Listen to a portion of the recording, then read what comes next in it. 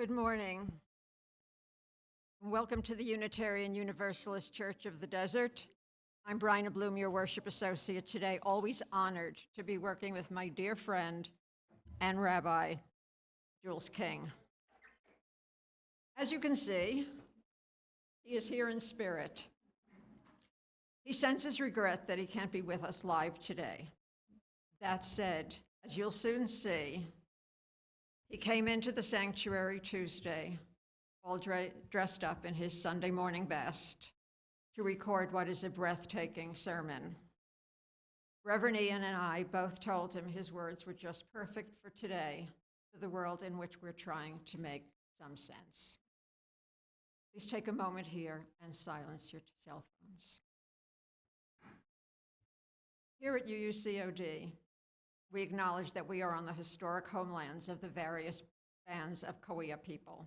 And we honor, yes, we honor the unique relationship that we hope emerges between our community and the indigenous people and their traditional territories.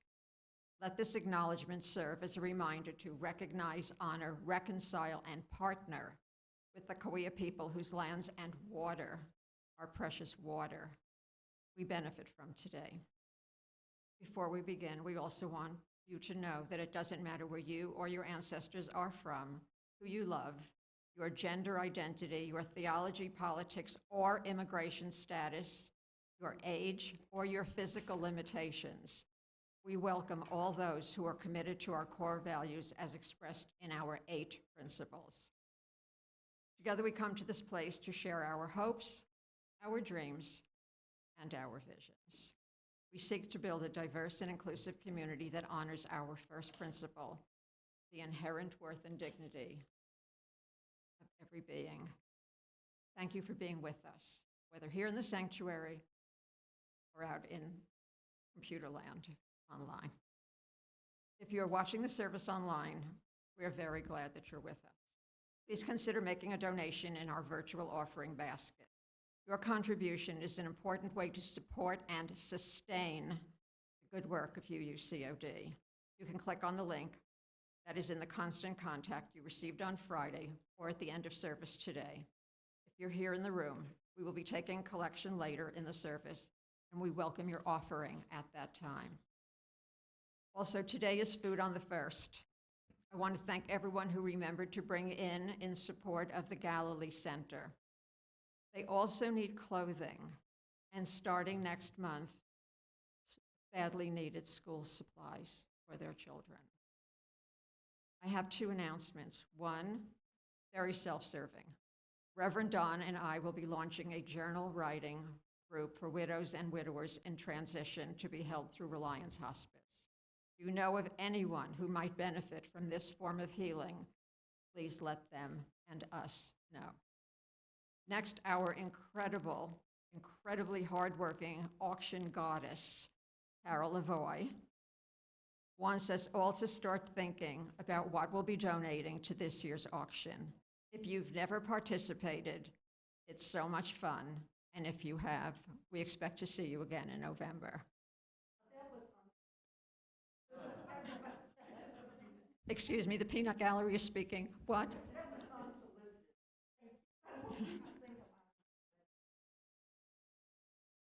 And now I will ring the Tibetan bowl to begin our service as we listen to our music of sin.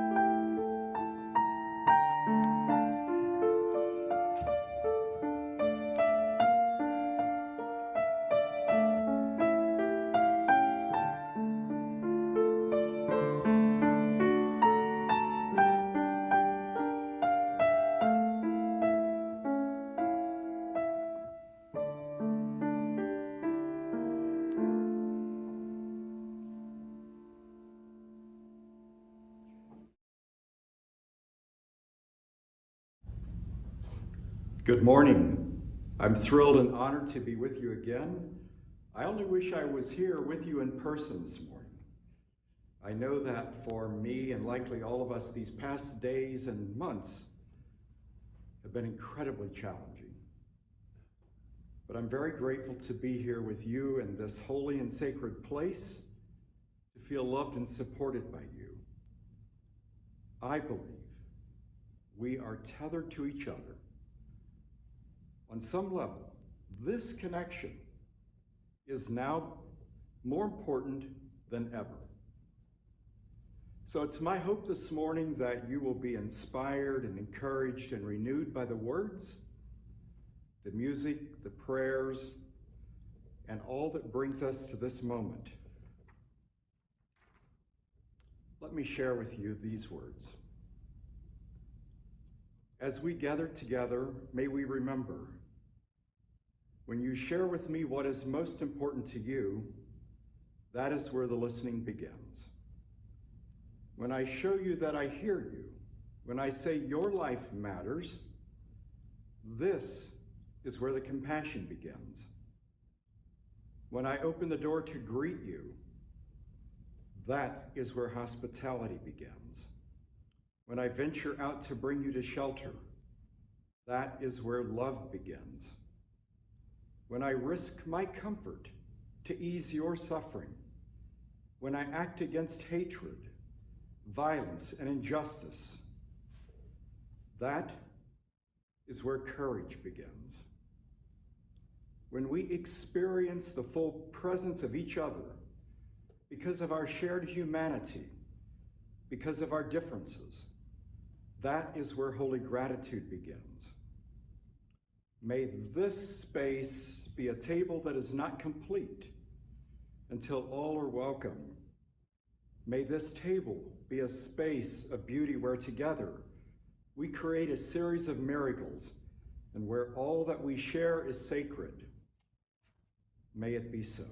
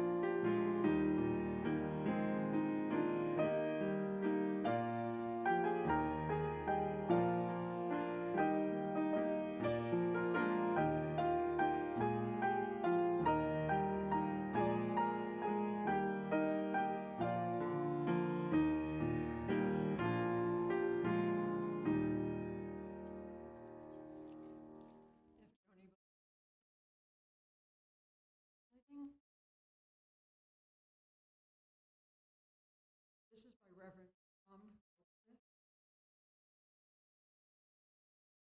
Symbol of light and courage, symbol of warmth and freedom. We light this chalice as a symbol of our faith. Here we gather to celebrate hope and the infinite possibility of love.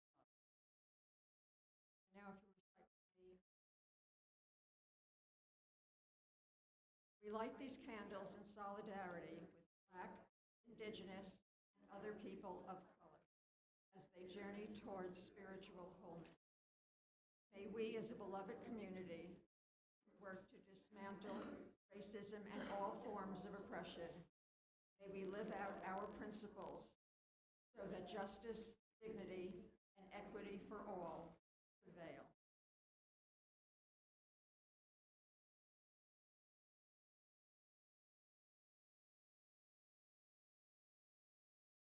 chose this reading because it seems so perfect in the world. It's called You Are Not Wrong by Lynn, the Reverend. You are not wrong, period. You are not wrong. You are not wrong to wonder what we do today and tomorrow. You are not wrong to know. You are not wrong to think of your daughter. You are not wrong. You are not wrong to think it doesn't really affect you. You are not wrong to pick up flowers. You are not wrong to try to be hard. You are not wrong to yell, cry, scream, hide. You are not wrong.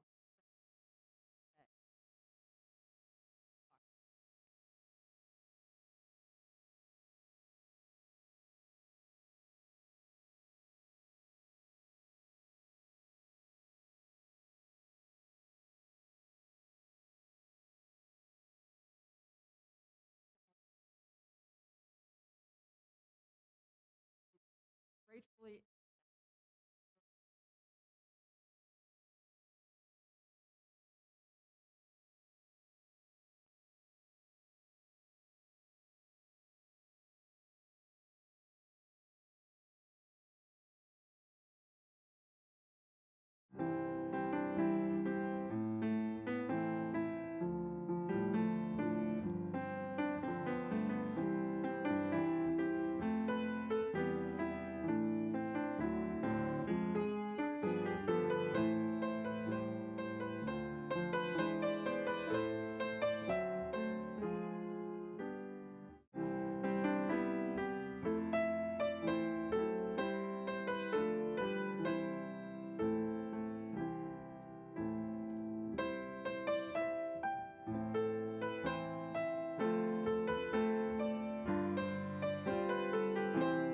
Joe.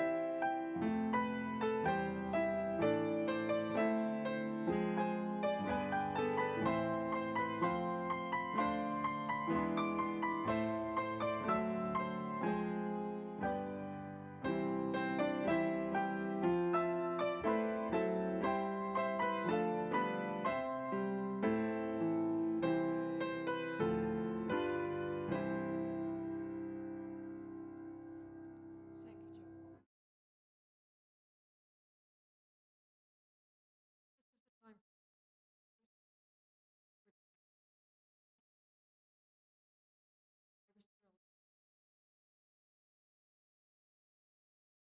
Um, Today is July 3rd.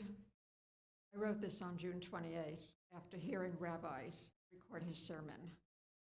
How blessed we all are to have two such powerful spiritual leaders grace this. From Chris Eager, I want to share joyful hope and gratitude for my wife Denise's gradual recovery from long haul COVID and a torn rotator cuff. She was able to share my joy from working in the garden this week. I am so glad for her and hope her recovery continues. A candle of great celebration for all of us. Reverend Ian and the board have signed a 2-year contract. It's lovely to know he will be with us.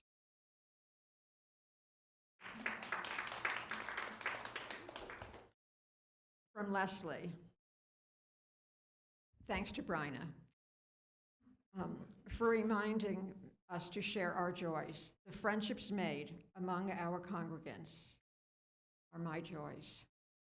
From Sandy and Margaret, we are so blessed to be able to share in the 10-year renewal of vows of Margaret's son Andrew and wife Christine. It was a lovely ceremony held in the San Juan Bautista Mission. As a special treat, it was on our anniversary too. And finally, from Rabbi Jules. He's asking for our thoughts for his continued recovery, hoping that he heals well. And for the joys and sorrows you hold in your heart that I have not read. Please take a moment, close your eyes, get comfortable, and listen to the words that Reverend Ian read when he met with us after the Roe versus Wade decision came down. Hope Rises by John A. Behrens and Rebecca. Hope rises. It rises from the heart of life, here and now, beating with joy, and hope longs. It longs for good to be affirmed, for justice and love to prevail, for suffering to be alleviated, and for life to flourish in peace. Hope remembers. It remembers the dreams of those who have gone before us and reaches connection with them across the boundary of death.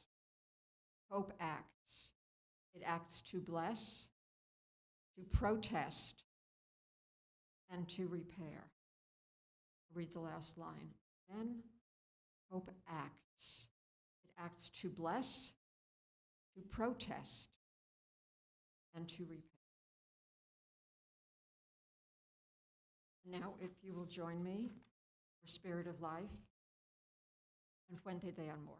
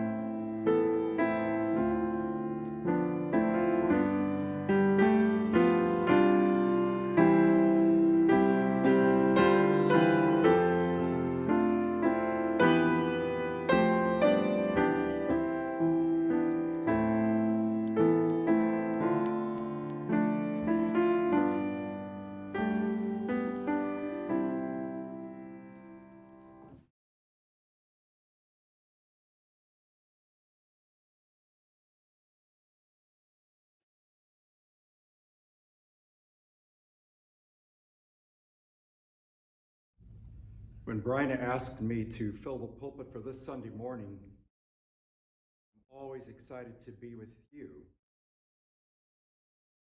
I feel like I'm home, because it's home for me and for DOS. I always say, I really mean it, I'm a Unitarian as well. I'm sorry I can't be with you in person because I had surgery on Thursday morning. Nothing urgent, nothing critical, I'll live through it. But I'm under doctor's orders to stay in and stay quiet for about 7 to 10 days to heal. I had decided on my topic for today ahead of the very recent Supreme Court decisions. Like you and so many around the nation, my brain, my emotions, my entire being have been in a turmoil ever since these recent horrific decisions by this extreme right-wing Supreme Court. I will be honest with you and tell you that my anger and my frustration is beyond anything that I have felt in many, many years. So what do I do? What do you do? What do we do with all of these happenings? Where do we go from here? Whatever happened to respecting the inherent worth and dignity of every person? As a Jew, the question for me is, how does my Judaism inform me and my thought process? I just returned from spending a week in New England, spending time in very familiar places, Boston, out on the Cape in P-Town for a week, thinking about the good old days when the news started breaking of the rulings being issued. I thought about my first gay pride that I went to when I was much younger in Providence, Rhode Island, with my friends back in the early 90s. I distinctly remember being there with maybe about 300 or so of us out on the streets that day, marching and protesting, and participating in some semblance of a parade, hoping that nothing would happen, worried about the TV cameras video taking our pictures, wondering what the consequences might possibly be. I also recall going to many events and protests over the years, being part of ACT UP during the late 80s. Do any of you remember ACT UP? Remember those days of trying to call attention to the AIDS epidemic and of our issues and demands for equality and fairness? You could count on ACT UP to talk about it. My mind continued to race back to the many days and nights and protest that I've been a part of over the years, protesting for equal rights for all, whether LGBTQ, women's rights, reproductive rights, voters' rights. The list, sadly, is too long. Most recently to being front and center marching down Palm Canyon when Mr. Trump was announced as taking office in 2016 with the huge worry of what might happen and the fear we all felt. Yet never thinking or wanting to believe that in 2022, we would have to be faced with returning to the days and times of our rights being stripped away from us, all the while watching and witnessing our rights slowly being dismantled over these past 4+ years. Where does that leave us? I ask like you do, what can we do about it? Again, I'm reminded of what my tradition teaches and commands of me, and I would argue of you, that we are all created B'Tselem Elohim, in the divine image. One of the principal affirmations of Judaism is that we are all created in the image of God. And because of that, we have and we are absolutely entitled to value and dignity. Not just some of us, but all of us. That we are to value and respect the other regardless. You don't need me to remind you that this is your first principle as Unitarians. And now I quote, "Reverence and respect for human nature is at the core of Unitarian Universalist faith. We believe that all the dimensions of our being carry the potential to do good.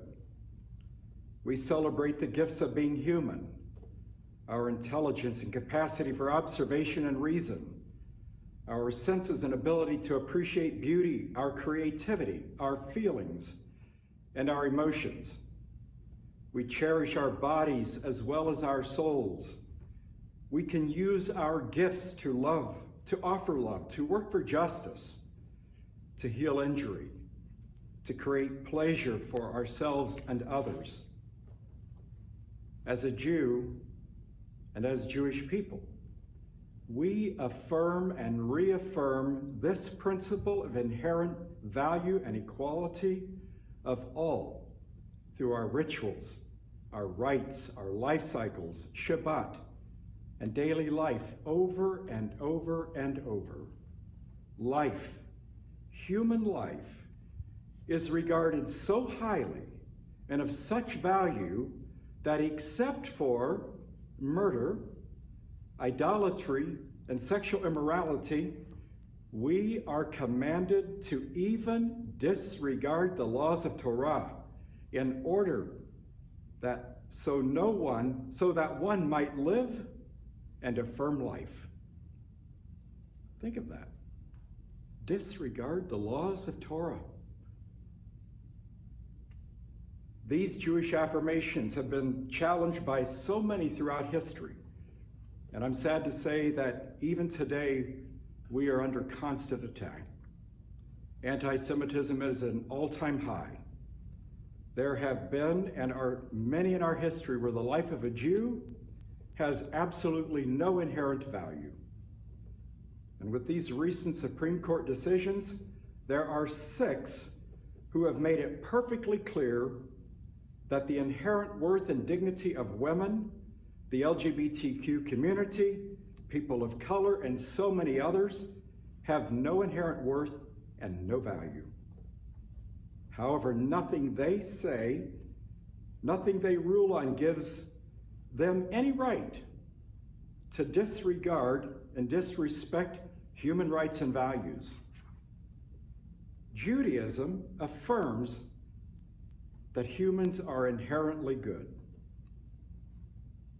We must cling to and hold steady about these truths, about our rights to equality, fairness, dignity, access to health care, LGBTQ rights, reproductive rights, rights for our brothers and sisters of color, human rights, that we are all created in the divine image. There are no exceptions, none.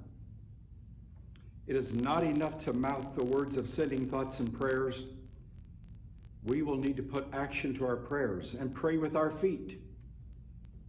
Tomorrow is July 4th, Independence Day. We have lots more work to do if we are to stay free. We must do more than sit around and kvetch or complain. We must vote, to march, to protest, to act up peacefully, to work together to create change, real change. It seems like a long time ago that Rabbi Abraham Joshua Heschel and the Reverend Dr. Martin Luther King Jr. marched arm in arm together in protest. In January 1963, with the struggle for black civil rights in full upswing, Rabbi Heschel delivered a groundbreaking address to the first ever national conference on religion and race in Chicago. Those were tense and tumultuous times in our nation's history. The debate raged on about segregation, segregated busing, and voting rights for African Americans. Rabbi Heschel spoke after Dr. Martin Luther King Jr., who was becoming, of course, known for his charismatic style, his preaching out on equality, his nonviolent protest, and his faith-based speaking and preaching. On the other hand, Rabbi Heschel was a refugee from Nazi Germany with a style of his own, a mystic, a philosopher, and certainly an activist. It was at this conference that he saw an opportunity to teach a Jewish lesson that would blend with Dr. King's powerful sermon with digging into the rabbinic traditions and biblical traditions by asking questions like, what did the prophets have to say about segregation? Racism? What does God expect of us in these types of moments? You might imagine his answer, a loud appeal for sweeping moral and religious change, arguments in favor of racial equality for all and social activism. This conference would bring these two men together that would forge a very deep friendship, causing both of them to resolve more than ever to work together in advancing their message for the change that needed to happen and to get others engaged and involved. Dr. King framed his essay on the issue of racism in powerful religious terms, and I quote, "At the first conference on religion and race, the main participants were Pharaoh and Moses. Moses' words were, 'Thus says the Lord, the God of Israel, Let my people go that they may celebrate a feast to me. Well, Pharaoh retorted, who is the Lord, that I should heed his voice, this voice, and let Israel go? Of course, the outcome of that summit meeting still has not come to an end. The Exodus began way back when, but it's far from complete. He then goes on to place the struggle for civil rights from a Jewish religious perspective, that of the Exodus from Egypt. In fact, his central argument is still familiar today, that we are all part of a single family, created in the image of God, and that anything less than full equality for people, all people, is to deny the will of the divine and a travesty. Dr. King goes on to call it as he saw it, saying racism is a disease. In fact, he went so far as to say racism is Satanism, something that affects the spiritual substance and condition of every one of us.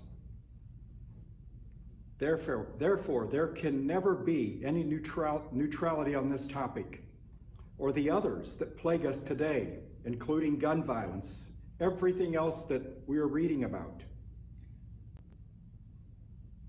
Just as Heschel argued and preached, no one can be neutral in the face of racism. I would add and argue that no one can be neutral in the face of homophobia, xenophobia, sexism, white supremacy, misogyny, and every other form of bigotry and intolerance. Dr. King stated, and I quote, "Indifference to evil is more insidious than evil itself. An honest examination of the moral state of our society will disclose some are guilty, but all are responsible." However, do not despair. That is likely what most of us are feeling today, despair, thinking nothing can be done. They have won. But no, they have not won. Perhaps short term, but not long term if we make our voices and our votes known. They will not have the last say. Now is not the time to give up in despair. Rabbi Heschel preached and taught that this issue cannot be ignored. He was forceful in telling them that even then, during those very difficult and tough times, that the issues could be resolved and that they could not be ignored. He went on to say, and I quote, "It can be solved, that the greatest heresy is despair, and that the human capacity for goodness and for love is not to be underestimated." I would remind us that his message is still relevant and useful today. His message is one we need to be reminded of today, even with all of the pain, the anger we feel, and the anguish of these rulings. In closing, let the words of the prophet Amos, and as both Rabbi Abraham Joshua Heschel and the Reverend Dr. Martin Luther King Jr. believed and spoke, let justice roll down like waters and righteousness like a mighty stream. Because I believe that if we truly link our hands, our hearts, our voices, our minds, and we put feet to our prayers, that change is possible. Yes, we will have to work hard to make it happen, but we must carry on the work that was started long ago. And we will use our energy and our voices, our votes, and our passion to protest, to affect and effect lasting societal changes, even in 2022 and 2024. Let all of us commit to find something to do to contribute, to engage, and to participate to bring about the change from the State House to the halls of Congress and beyond. Peace, salam, shalom.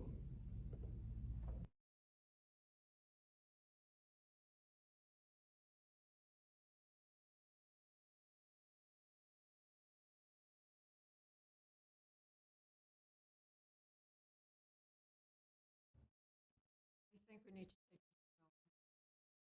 Eyes, take a deep breath. That sermon affected me so strongly when I heard it Tuesday.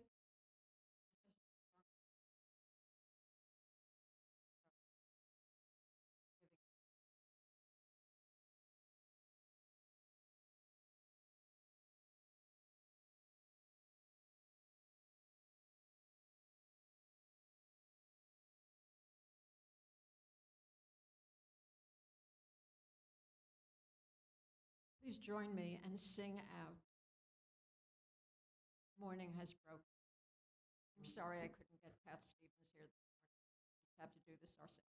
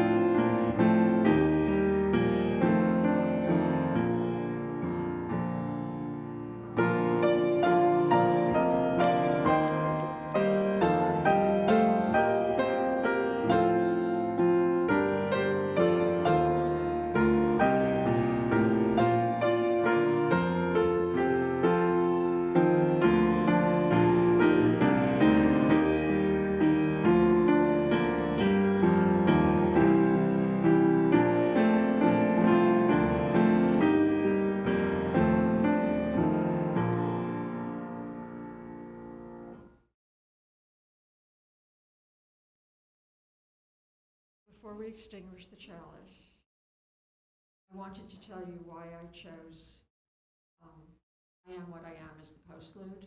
So thank you in advance.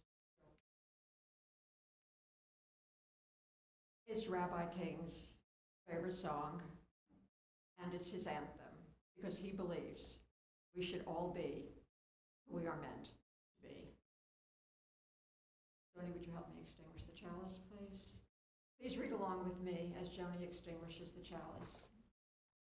We extinguish this flame, but not the light of truth, the warmth of community, or the fire of commitment.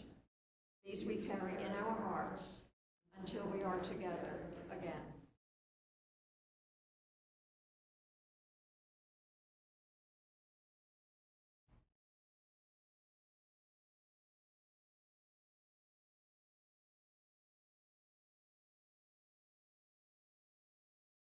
In closing,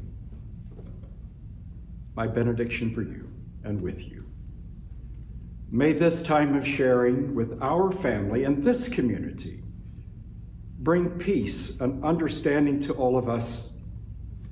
May it bring us to the recognition that we depend on each other for all of the good that we can ever hope to receive, and also for all the good we can hope to accomplish, because it rests in helping others in return. And now, may we go in peace and love. In closing, my benediction for you and with you.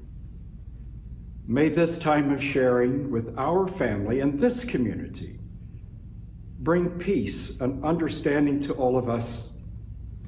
May it bring us to the recognition that we depend on each other for all of the good that we can ever hope to receive, and also for all the good we can hope to accomplish, because it rests in helping others in return. And now, may we go in peace and love.